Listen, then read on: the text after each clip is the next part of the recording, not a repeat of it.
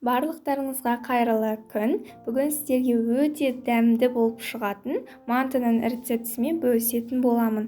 Бұл шын мәнінде өте дәмді, сіздерге бір жасағаннан ұнайтын манты. Видеоны көрмес бұрын каналыма тіркеліп кетіңіз. Ең алдымен ұнымыздың үстіне тұзымызды салып, жақсылап араластырып аламыз. Барлық рецептердің мөлшерін описаниеге жазып кеттім.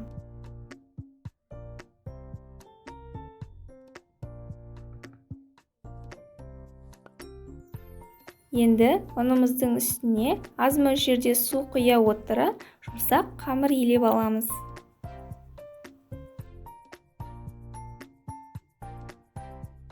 Енді қамырымызды 10-15 минутқа жылы жерге қоя тұрамыз.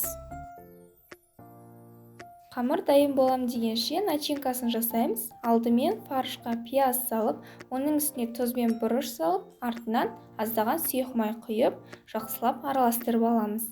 Сұйық май қосу маңызды емес, өз қалауларыңыз бойынша.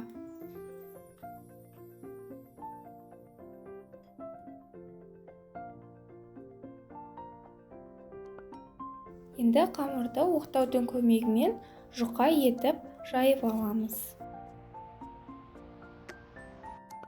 Енді мантымызды жасаймыз. Ең алдымен осындай 4 бұрышты етіп кесіп алынған қамырға начинканы салып, видеода көрсетілгендей мантының ішінен жасаймыз. Одан соң мантоваркаға салып 35-40 минут пісіріп аламыз. Осымен біздің мантымыз дайын.